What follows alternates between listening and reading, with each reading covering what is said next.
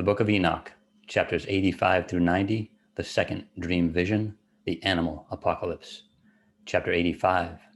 After this, I saw another dream, and I will show the whole dream to thee, my son. And Enoch lifted up his voice and spake to his son Methuselah, To thee, my son, I will speak. Hear my words, incline thine ear to the dream vision of thy father. Before I took thy mother Edna, I saw in a vision on my bed, and behold, a bull came forth from the earth, and that bull was white, and after it came forth a heifer, and along with his latter came forth two bulls, one of them black and the other red. And that black bull gored the red one, and pursued him over the earth, and thereupon I could no longer see that red bull. But that black bull grew, and that heifer went with him, and I saw many oxen proceeded from him, which resembled and follow him. And that cow, that first one, went from the presence of that first bull, in order to seek that red one, but found him not, and lamented with a great lamentation over him, and sought him. And I looked till that first bull came to her, and quieted her, and from that time onward she cried no more. And after that she bore another white bull, and after him she bore many bulls and black cows. And I saw in my sleep that white bull likewise grow and become a great white bull, and from him proceeded many white bulls, and they resembled him, and they began to beget many white bulls, which resembled them, one following the other, even many. Chapter 86. And again I saw with mine eyes as I slept, and I saw the heaven above, and behold, a star fell from heaven, and it arose, and eat and pastured amongst those oxen.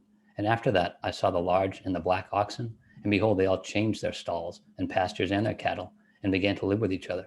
And again I saw it in the vision, and looked towards the heaven, and behold, I saw many stars descend, and cast themselves down from heaven to that first star, and they became bulls amongst those cattle, and pastured with them amongst them. And I looked at them, and saw, and behold, they all let out their privy members like horses, and began to cover the cows of the oxen, and they all became pregnant, and bare elephants, camels, and asses.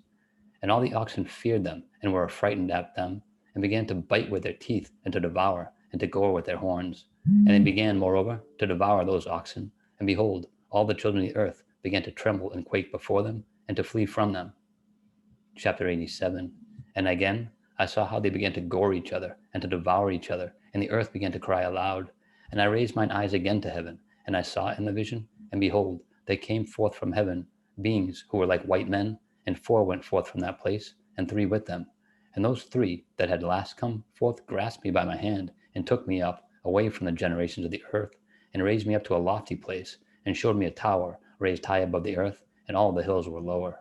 And one said unto me, Remain here till thou seest everything that befalls those elephants, camels, and asses, and the stars and the oxen, all of them.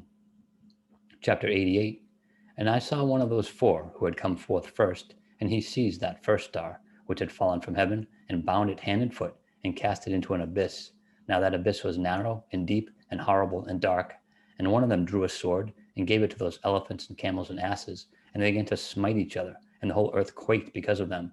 And as I was beholding in the vision, lo, one of those 4 who had come forth stoned them from heaven, and gathered and took all the great stars, whose privy members were like those of horses, and bound them hand and foot, and cast them into an abyss of the earth.